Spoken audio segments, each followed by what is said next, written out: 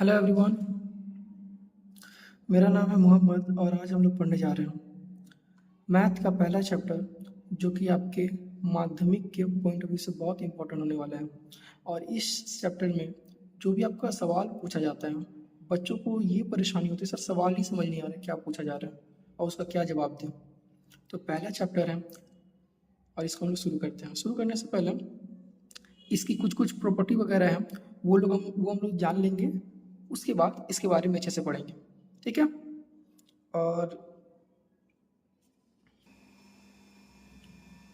जैसा कि आप देख पा रहे हो, जब भी आपको x का पावर 2 और यहाँ x का पावर 1 और यहाँ x का पावर 0 छुपा हुआ है, जब भी इस तरह का फॉर्म दिखे तो हम लोग इसको बोलेंगे द्विघात समीकरण, ठीक है। यहाँ पे एक चीज़ और समझ लीजिएगा कि इसमें आपको खोजना रहता है a b c। अब आप बोलोगे सर जी इसमें a b c कहाँ से आ गया? तो देखिए x के पावर 2 को हम लोग a बोलेंगे और इस वाले को b बोलेंगे और इस वाले को c बोलेंगे, ठीक है। इसमें आपको क्या देखना है, x के साथ यहाँ गुना में कितना है, यानी मल्टीप्लाई में कितना है, कुछ भी नहीं। जब भी कुछ भी नहीं रहेगा तो उसको हम लोग क्या बोलेंगे, 1। तो यहाँ से हम बोल पाएंगे कि a बराबर 1, ठीक है। अब यहाँ बोलेंगे इस वाले को भी बोलेंगे, लेकिन x के साथ कितना मल्टीप्लाई में है, 5। तो हम लोग बोलेंगे b इज इक्वल टू 5। अब इस वाले को c बोलेंगे तो c ऑटोमेटिक c 6 है तो c बराबर 6 लिख देंगे।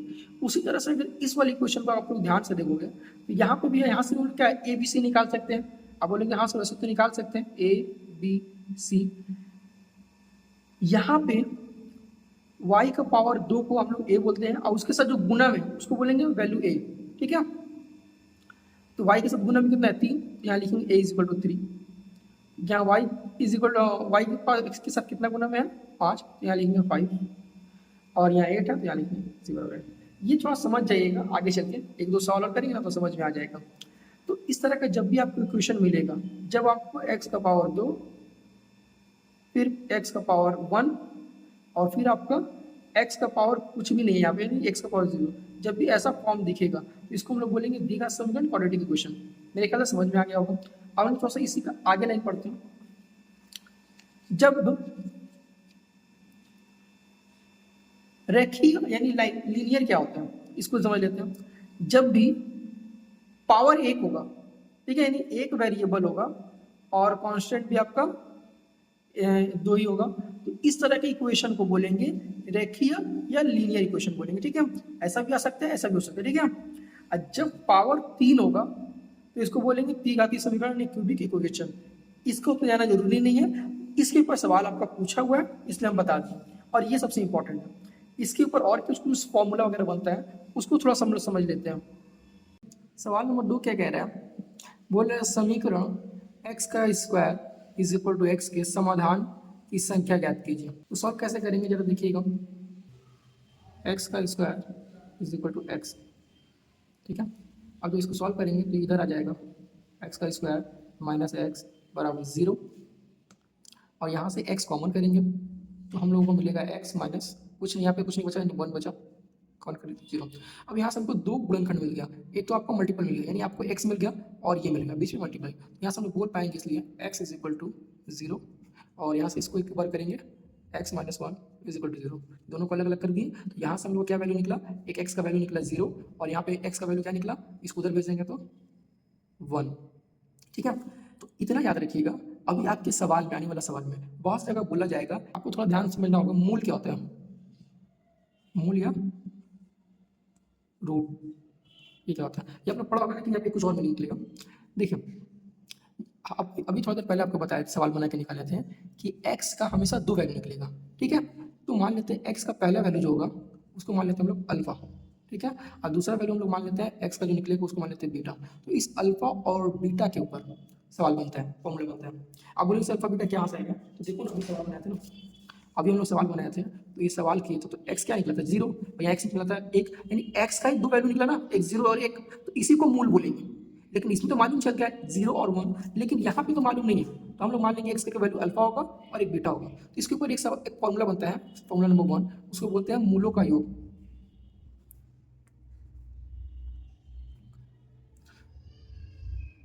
सम ऑफ रूट, ठीक है। वो होता है alpha plus beta is equal to minus B upon A, ये फॉर्मूला होता है। और दूसरा आपका फॉर्मूला बनता है मूलों का गुणन गुणनफल, यानी सम ऑफ प्रोडक्ट होगा, सॉरी यहाँ पे, ठीक है, प्रोडक्ट ऑफ रूट, ठीक है। प्रोडक्ट ऑफ रूट वो क्या होता है, अल्फा मल्टीप्लाई बीटा, यानी अल्फा गुने बीटा बराबर सी बटा ए। ये याद रखिएगा, इतना ये जानने की जरूरत नहीं है आपको, ये याद रखना सी अपॉन ए और बी अपॉन ए माइनस, ठीक है, ये याद रखिएगा। अब हम लोग सवाल करते हैं। मेरे ख्याल से आप लोग देख पा रहे होगे, 3 नंबर सवाल क्या लिखा है, find the product of the root of the equation X का square minus 7x plus 3 is equal to 0। यानी इस सवाल को हमको क्या बोला है, बोला ये जो समीकरण दिया है, यानी दी का समीकरण दिया है, इसके दोनों मूलों का गुणनफल ज्ञात कीजिए। तो आपको कुछ नहीं करना, सीधा सा सवाल उतारेंगे और फॉर्मूला पुट करेंगे, आंसर आएगा। देखते हैं कैसे आएगा। दिया हुआ है 3 नंबर सवाल, एक्स का square 7x 3 is equal to 0। यहाँ से हम सीधा निकालेंगे, ए का वैल्यू निकालेंगे, बताया था ना, इसका कुछ नहीं मतलब एक है, और यहाँ पे इसको ए वाले को बी बोलेंगे, और बी के आगे कितना, एक्स का कितने साथ मल्टीप्लाई है, तो है आपका क्या कहते हैं 7 माइनस में, जो माइनस दिखाइएगा, फिर सी बराबर है 3। तो हमको बोला था सवाल में दोनों मूलों का गुणनफल, मान लेते तो पहला मूल अल्फा है और दूसरा मूल बीटा है, ठीक है। तो फॉर्मूला होता है मूलों का गुणनफल बराबर, ठीक है, प्रोडक्ट ऑफ रूट, ये होता है। फॉर्मूला क्या होता है जरा देखिएगा, आपको लिखा शुरू में ही बताया है, अल्फा मल्टीप्लाई बीटा सी अपॉन ए। तो हमको इतना बता दो, सी कितना निकाले हम लोग, 3 निकाले, तो सी की जगह 3 लिखेंगे। ए कितना है, ए 1 है, तो 1, तो यहाँ से हम लोग क्या निकला, 3 निकला, और ये हम लोग क्या करेगा आंसर, कितना ईजी है, ये 1 मार्क्स में पूछेगा आपसे। देखिए 4 नंबर सवाल हम लोगों से क्या पूछा जा रहा है, बोल रहा है किस शर्त पर, यानी व्हाट कंडीशन, किस शर्त पर दीर्घात समीकरण ए एक्स का square plus B X plus C बराबर 0 का एक मूल्य शून्य होगा। बोल रहा है कि एक्स का जो वैल्यू होगा ना, किस कंडीशन पे 0 हो जाएगा। तो अगर मान लो हमको दीर्घात समीकरण को 0 करना है, तो अगर हम लोग एक्स को ही 0 कर देते तो उसका सब 0 नहीं हो जाएगा, तो यहाँ पे 0 ही आंसर होगा, बस ये आपको बी एक्स प्लस सी बराबर 0 हमको 0 करना है। अगर हम मान लेते हैं कि x इज इक्वल टू 0, ये हम मान लिया, ठीक है, तो क्या हो जाएगा, a मल्टीप्लाई 0 b मल्टीप्लाई 0 और c बराबर c इतना है, तो ये पूरा 0 हो गया, ये भी 0 हो गया, बचा c, और यहाँ से देखा जाए तो c बराबर क्या निकला 0, और ये हम लोग का आंसर हो गया, कुछ नहीं। बोला दीर्घात समीकरण के मूलों की संख्या कितने होते हैं। अब बताओ मूल कितना होता है, आपको बताया था ना मूल 2 ही होता है, x का जब भी वैल्यू निकलेगा 2 ही निकलेगा। एक तो जैसे यहाँ पे सवाल में हम आपको थोड़ा देर पहले दिखाया था कि जैसे ये वाला हम लोग का द्विघात समीकरण था, और जब इसको हम लोग सॉल्व किए थे तो एक्स का 2 वैल्यू निकला था, एक 0 निकला था और 1 निकला था। तो एक्स का जब भी वैल्यू निकलेगा 2 ही निकलेगा, तो वही मूल पूछ रहे कितना होगा, तो हम लोग बोलेंगे 2, सीधा 2 बोल के आंसर निकल जाएगा, ठीक है। तो 5 नंबर का आंसर क्या होगा, 5 का आंसर होगा 2 मूल। कितना इजी सवाल पूछा यार, बहुत आसान सवाल है पूछा। बोला है एक दी 7 नंबर सवाल, एक द्विघात समीकरण में चर यानी वेरिएबल का उच्चतम घातांक कितना होगा। तो अब देखो चर का वेरिएबल होता है क्या, 8 बराबर 0। तो इस वाले में जो ए बी सी डी रहता है, ए बी सी डी या एक्स वाई जेड जो होगा, इसको बोलेंगे चर, क्या बोलेंगे, चर। इसी चर में बोला चर का हाईएस्ट वैल्यू कितना होगा, चर का हाईएस्ट वैल्यू कितना होगा, उच्चतम घातांक यानी हाईएस्ट पावर क्या होगा। तो हाईएस्ट पावर जो दी का समय तो 2 ही ना होगा, सिर्फ 2 लिखेंगे, 2, और ये जाएगा हम लोग का आंसर। अब जरा 8 नंबर सॉल्व देखते हैं, बहुत ही आसान है, बोला सिंप्लीफाई कीजिए, यानी आपको सॉल्व करना है, और सॉल्व करने के लिए जो आपको समझ में आता है कर दीजिए। तो हम भी सॉल्व उतार लेते हैं एक बार, 4 5x का स्क्वायर माइनस 7x प्लस 2 बराबर 5 ब्रैकेट में 4x का स्क्वायर 6x प्लस 3, ये है। अगर इसको सॉल्व करते हैं तो इसको मल्टीप्लाई करने का 20x, इसको इससे मल्टीप्लाई करेंगे माइनस 28x स्क्वायर होगा 2। अच्छा इसको से मल्टीप्लाई करेंगे 8 होगा यहाँ पे, ठीक है 8, यहाँ करेंगे तो 40 नहीं 20x का पावर 2, इसको करेंगे तो माइनस 30x, इसको करेंगे तो प्लस 15, ये हुआ। अब यहाँ x है और यहाँ x से दोनों प्लस में करके खत्म हो जाएगा। यहाँ पे बचा 20x और इसको बुलाएंगे इधर तो +30 बराबर 15 और ये वाला नंबर को उधर ले जाएंगे तो -8। यहाँ घट के आएगा 7, यहाँ प्लस ज़्यादा है 2x तो x का वैल्यू निकलेगा 7/2। ये होगा आंसर। इजी था। 9 नंबर सवाल देखिए, 9 नंबर सवाल भी इजी है। बोला find the root of the equation, यानी समीकरण का मूल ज्ञात करना है, यानी x का वैल्यू ज्ञात करना है। x का वैल्यू क्या आएगा तो जरा लिख लेते हैं सवाल 9 नंबर। x का स्क्वायर x = 6 ये था। और इसको जरा सॉल्व करते हैं तो क्या आएगा, ये उधर जाकर मल्टीप्लाई हो जाएगा क्या? आप बोलोगे हाँ सर, और इसको उठा के ले आएंगे तो x का स्क्वायर -6x = 0 समीकरण बन गया। अब इसका गुणनफल निकालेंगे। देखिए x कॉमन कर लेंगे, x - 6 = 0। तो यहाँ से हम लोग बोल पाएंगे x = 0 और यानी हमारे पास x - 6 = 0, x = 6, x का दो वैल्यू 0 और ये 6 जो हम लोग का आंसर हो गया। यानी मूल जो निकला 0 निकला और 6 निकला। ठीक है,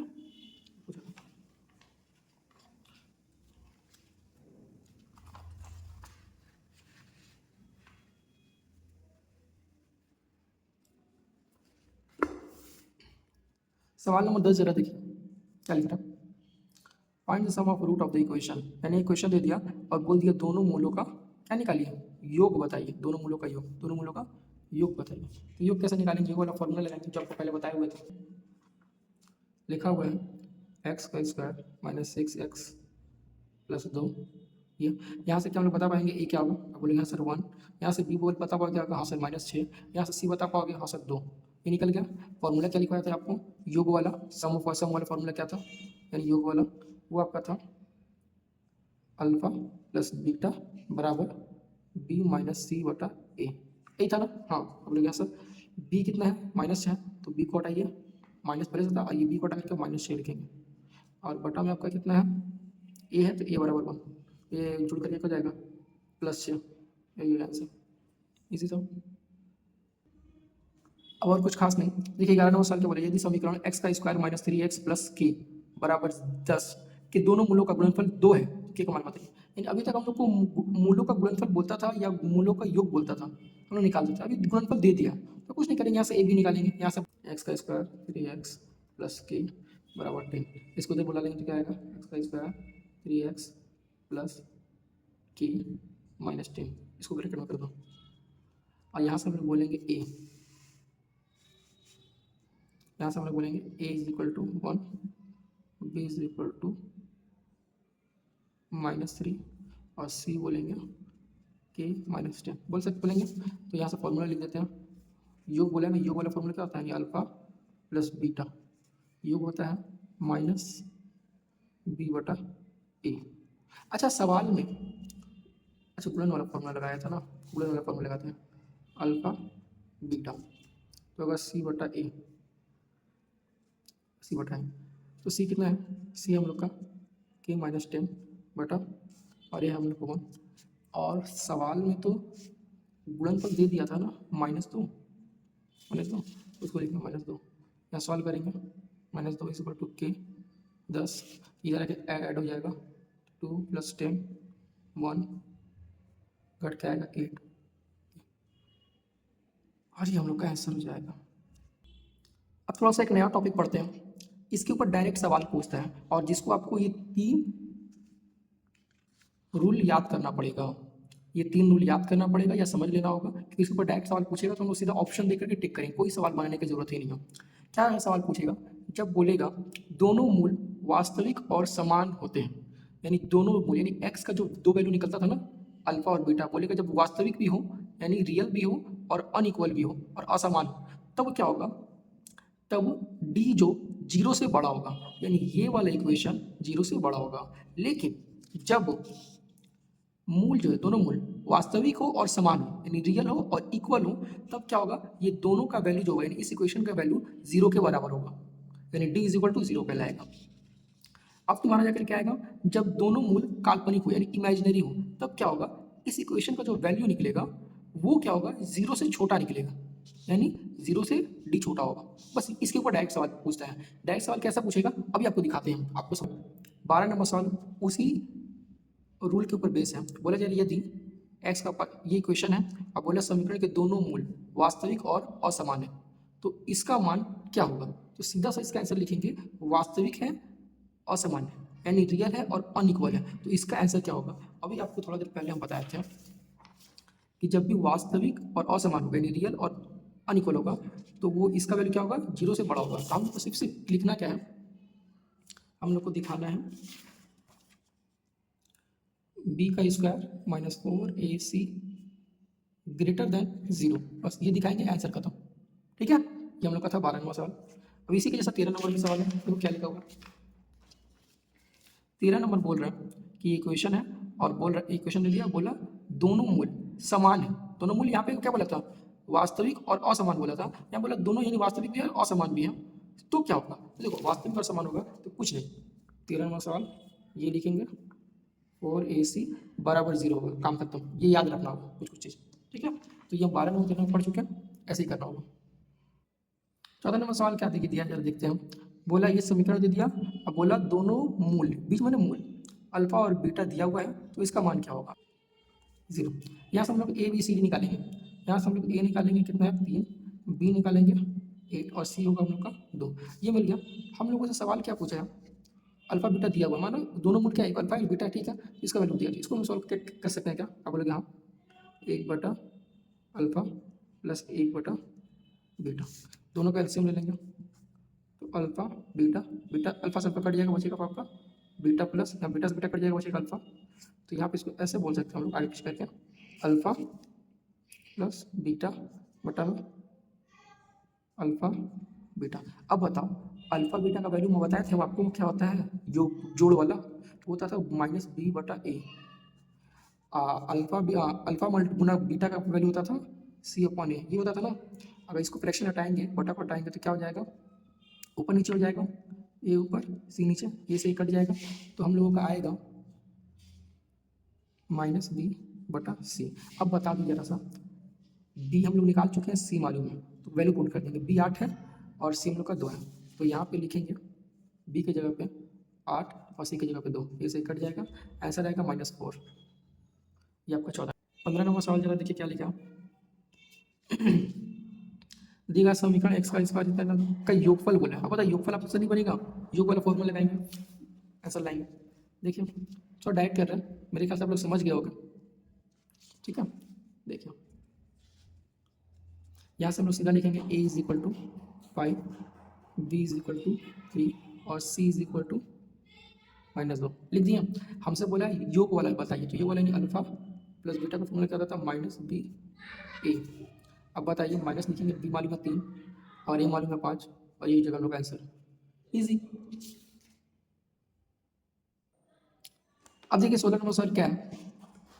अगर आप इतना इतना सारा सवाल कर लिए हो तो कोशिश करो वीडियो को रोक करके इस सवाल को भी खुद से बनाने के लिए। बोल क्या है, समीकरण दे दिया है, बोले दोनों मूल ज्ञात कीजिए। मूल ज्ञात करने के लिए बोला है, यानी यहाँ पे आपको मूल पूछा है। ठीक है, तो जो कैसे सॉल्व करेंगे, ये भी ईजी है। 16 नंबर एक्स का स्क्वायर 2 एक्स प्लस 7 बराबर 0। इसको क्या तोड़ के लिख सकते हैं हम लोग? आप बोलोगे हाँ सर लिख सकते हैं। कैसे? √7x और प्लस √7x लिख सकते हैं, प्लस 7 बराबर 0। ठीक है, अब इसमें और इसमें कॉमन देखिए क्या है, इन दोनों में x कॉमन है, तो यहाँ पे एक x बचा, यहाँ पे खाली √7 बचा। और इन दोनों में क्या कॉमन है? इन दोनों में कॉमन √7 है। कितना कॉमन है? √7 कॉमन है। आप बोलोगे सर जी एक जगह यहाँ पे तो नहीं है, नहीं, यहाँ पे भी √7 कॉमन, यहाँ से भी √7 और यहाँ से भी निकालेंगे। तो यहाँ से जब √7 निकालेंगे तो यहाँ पे बचेगा x और प्लस, और यहाँ से √7 निकालेंगे तो यहाँ पे बचेगा √7। ठीक है, कि जब इसको इससे मल्टीप्लाई करोगे तो यही आएगा, और इसको जब इससे मल्टीप्लाई करोगे तो यही आएगा। ठीक है, अब क्या दोनों एक जैसा, एक बार लिखेंगे x प्लस √7 x प्लस √7। यहाँ से अगर देख पा रहे होंगे तो आप लोग x प्लस √7 बराबर 0 और x प्लस √7 बराबर 0। तो यहाँ से x का वैल्यू दोनों जगह सेम आ रहा है ना? आप बोलोगे हाँ सर जी सेम आ रहा है, तो सेम आने दोनों से क्या परेशानी है, वही आंसर हो जाएगा हम लोगों का। ठीक है, अब ये सवाल किसी में भी घुमा करके देगा, पूछ सकता है, याद रखिएगा। एमसीक्यू में भी दे सकता है, फिल इन द ब्लैंक्स में पूछ सकता है। अगर आप लोगों को यही सब सवाल अच्छे से पढ़ना है, 3 महीना बचा है, तो आप लोग मेरा ऑफलाइन क्लास भी ज्वाइन कर सकते हो। नंबर सवाल 97वां सवाल क्या बोला? बोला a प्लस 1/a बराबर 1 होने से a का पावर 3 का मान ज्ञात कीजिए। तो इस सवाल में एक थोड़ा सा ट्रिक है, वो आपको याद रखना होगा। अगर रख पाओ तो, और नहीं भी समझ में आए ये सवाल तो स्किप कर देना। ये थोड़ा सा अलग वाला सवाल है, अच्छा सवाल है, लेकिन ये पूछा नहीं, ईयर वाला सवाल नहीं, ठीक है? ना समझ तो स्किप कर दीजिएगा। ठीक है, 1 + 1 और बोला a का क्यों का वैल्यू बताइए, ये सवाल है लोगों का। तो क्वेश्चन इसको मल्टीप्लाई कर दो, a का स्क्वायर प्लस 1 a 1 आया।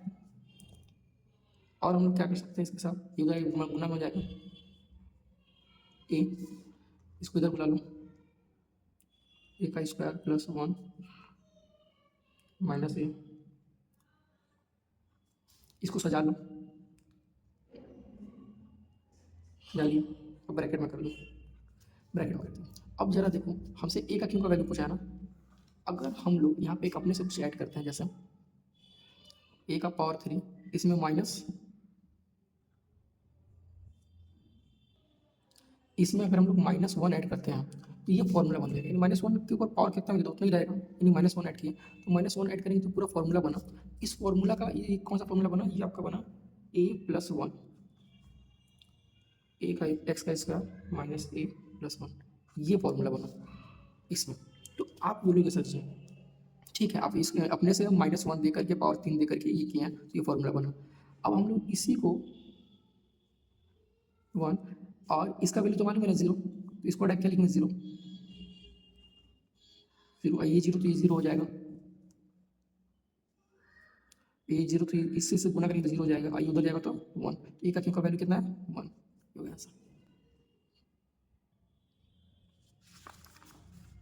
सवाल नंबर 18 क्या है, देखो इसी तरह सवाल हम लोग पिछले पहले बनाए, ये क्वेश्चन दे दिया और दोनों मूल का गुणनफल दे दिया इतना, ठीक है, और बोला के का मान क्या था, पीछे बनाए तो बनाइएगा, बन जाएगा मेरे ख्याल से, देखना है सवाल पीछे हम लोग बनाए।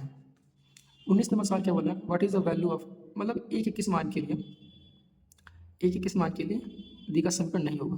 तो ये सवाल अच्छा है लेकिन ईजी है। 19 नंबर में आपको बोल दिया है a - 2 x का whole square plus 3x plus 5 बराबर 0। ये सवाल में करना कुछ नहीं, बस आपको थोड़ा सोचना है। बोला है, अगर आपको दिख रहा होगा, बोला है एक दी का समीकरण नहीं होगा, यानी नॉट बी क्वाड्रेटिक क्वेश्चन, यानी जो क्वाड्रेटिक क्वेश्चन ऑलरेडी है ना, तो बोला है क्वाड्रेटिक क्वेश्चन नहीं रहेगा, क्या कीजिए कि नहीं रहेगा, तो एक काम करो यहाँ 0 कर दो। तो 0 करने के लिए हमको यहाँ पे क्या करना होगा, अगर यहाँ पे 0 करना है तो एक की जगह पे क्या लिखे कि ये 0 हो जाएगा, और ये 0 तो ये 0, क्वाड्रेटिक क्वेश्चन खत्म है ना। तो एक की जगह पे क्या लिखे कि ये 0 हो जाए, तो एक की जगह पे अगर हम लोग मान लेते हैं, एक की जगह पे हम लोग 0 लिखते हैं, क्या लिखते हैं 0, एक की जगह पे 0 लिखेंगे, एक की जगह पे 2 लिखेंगे, क्या लिखेंगे सॉरी 2, एक की जगह पे हम लोग 2 लिखते हैं, इसको एक और करके 2 लिखते हैं, तो 2 - 2 क्या होता है 0, और ये 0 इसको भी 0 कर देगा, तो हम लोग का आंसर 0 ही हो जाएगा, खत्म।